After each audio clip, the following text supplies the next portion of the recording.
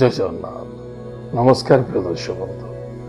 मु ज्योतिषाचार्य प्रमोद कुमार पंडा आपण मानक स्वागत करुच्ची आपण मानकर प्रिय चैनल अस्ट्रो कल्याण चैनल को। प्रिय दर्शक बंधु जो व्यक्ति मानक तो चैनल को देखुचंती सब्सक्राइब करिनांती सब्सक्राइब करंतु लाइक करंतु यदि वीडियोटी भलो लागुची त लाइक करंतु एवं अन्य जन पे यदि हित चाहउचंती शेयर करंतु। एबे आसंतु जानिमा राहु एवं केतु महाग्रहंकर गोचर 18 मास पाए जो व्यक्ति राशि होची बिछा राशि जो व्यक्ति जातक लग्न होची बिछा लग्न अन्यथा जो व्यक्ति किछि नाही तांको नाम राशि होची बिछा राशि आज आम जानिमा बिछा राशि व्यक्ति मानक पई राहु केतु को चलन कौन प्रभाव अच्छी एवं कौन सावधान रहिबा। राहु केतु गोटे छाया ग्रह किंतु बहुत खतरनाक बहुत भल बहुत सफलतार मूल मंत्र ही राहु केतु। जदि आपण भजेले हाथी आसुची घर भांगी दउची फसल नष्ट कर दउची लोकों को गोड़ तले चापिकी मार दउची सुंढे बुड़ेगी पिटिकी मार दउची। सही हाथी पिठी पर जड़े बसी गाँ गाँ घर घर सहर सहर बुली बुली पैसा आदाय कर हाथी के खा दौर निजे खाऊँ एवं सही हाथी गाँ गंडा घर दुआ पाखे बोली समस्त को आशीर्वाद दौची सर्कस खेलुची एवं सर्कस पैसा रोजगार कर से को हाथी ना जो जहाँ पाखे समझदारी अच्छी बुद्धि अच्छी ज्ञान अच्छी विवेक अच्छी एवं सह्यता अच्छी धैर्य अच्छी से सही हाथी जो हाथी बिछा राशि जदि आपण पाखे धैर्य अच्छी ऐश्वर्य अच्छी ईमान अच्छी निश्चित रूप से आपण राहु केतु जो चलन होची धैर्य सहित चलवा 18 मास काटिबा 18 मई 2025 ठारू 24 नवेम्बर 2026 पर्यंत 18 मास पाई राहु महाग्रह मीन राशि कुंभ राशि को आगमन करेंगे जहाँफल बिछा राशि व्यक्ति मानकर चतुर्थ भाव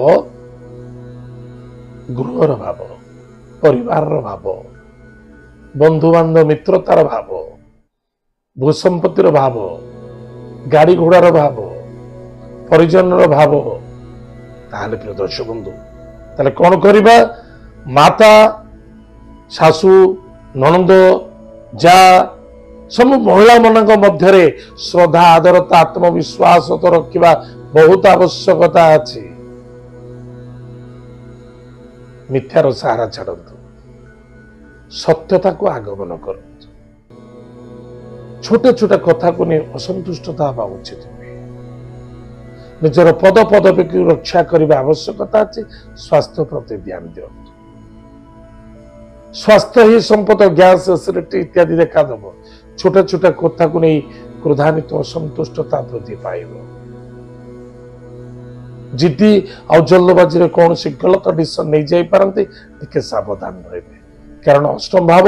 राहुंकर प्रथम दृष्टि अष्टम भाव शरीर रोग आयु मृत्यु पीड़ार स्थान विदेशर स्थान एवं बुद्धि ज्ञानर स्थान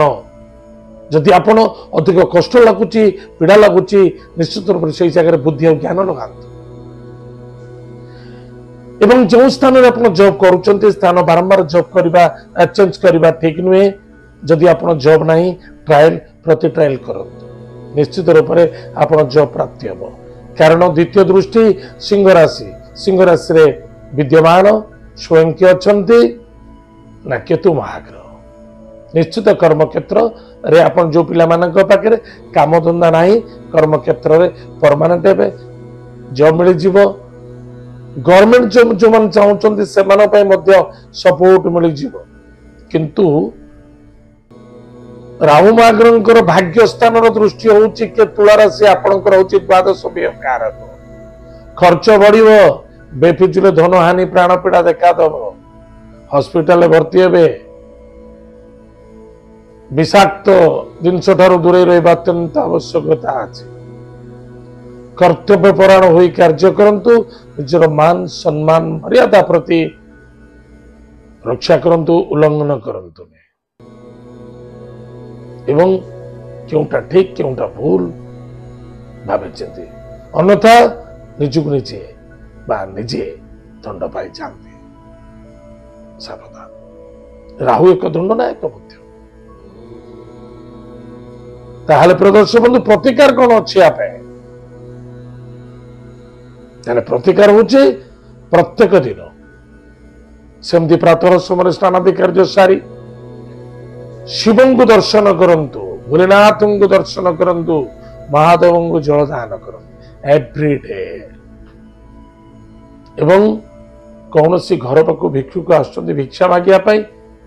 आपण केबे भी खाली हाथ में छाड़तु जदि आपंकर पुओ अच्छी विचारासी तार माँ बापा दान करूँ जदि माँ बापा किए विचारासी अच्छा दान न कर पाने करूँ बहुत आवश्यकता जदि पार्टी किसी दुब प्रत्येक दिन गणेश भगवान किसी दान करूँ एतद व्यतीत शिवालय टी अभिषेक कर निश्चित रूप से 6 मासर थे यानी 6 मासर थे शिव मंदिर अभिषेक करांतु प्रत्येक मासर एकादशी पालन करंतु निश्चित रूप से आप सेफ्टी रहिबे आनंद रहिबे सुरक्षित रहिबे कैरियर बेटर रहिबो ताले प्रिय दर्शक बंधु एतो थिला विचारासी व्यक्ति मानक पाई राहु एवं केतु चलन पाई कौन फलाफल अच्छा आम जानिया पाई आज तो समय आम कार्यक्रम को आम ये रखुचे पुनः देखा जय जगन्नाथ नमस्कार हरि ओम।